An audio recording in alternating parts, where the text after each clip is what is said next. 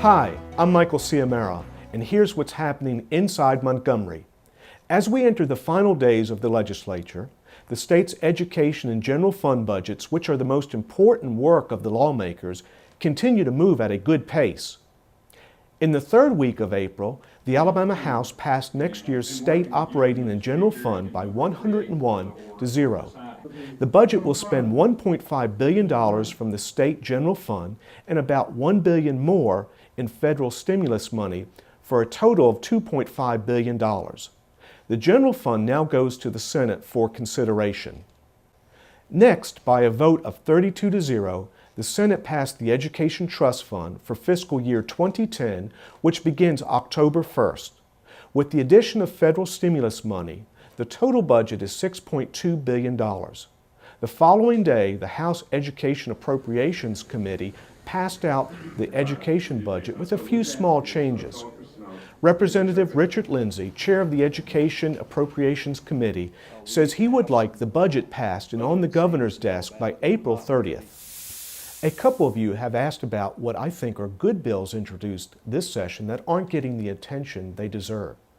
Two such bills include legislation that would give tax relief to senior citizens who own property and a neighborhood revitalization bill.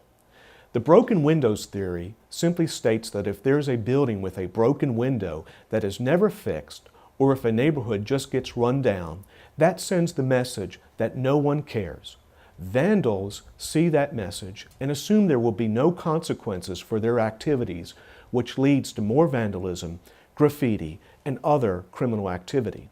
Even if that does not happen, the neighborhood would lose considerable property value if not kept up. In either case, Senator Tripp Pittman of Baldwin County explains an innovative approach to neighborhood revitalization that he wants to see enacted. This is a way for the citizens to contribute, to be assessed, if a neighborhood decided they want to be, to contribute some money to the neighborhood revitalization, either by itself or in conjunction with some money from the city. In fact, the bill would sunset in a couple of years to try to stimulate the economy now. As you improve the appearance of things, then it seems like that lifts up the whole neighborhood. Another bill that really is worth passage is House Bill 535. It has 38 co-sponsors, but special interests do not want to see it moved out of committee. In 1978, the Alabama legislature created Act 48, an exemption on property taxes for seniors with a household income of $12,000 or less.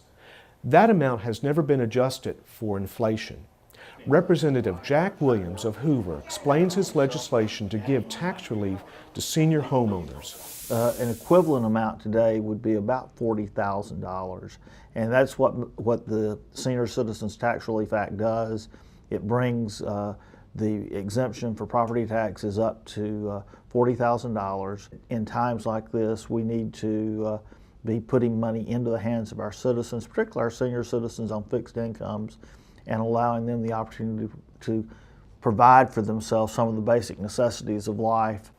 Thank you for watching, and please keep sending in your great questions to the email address on your screen. You can find out more about what's happening in Montgomery at our website, alabamapolicy.org.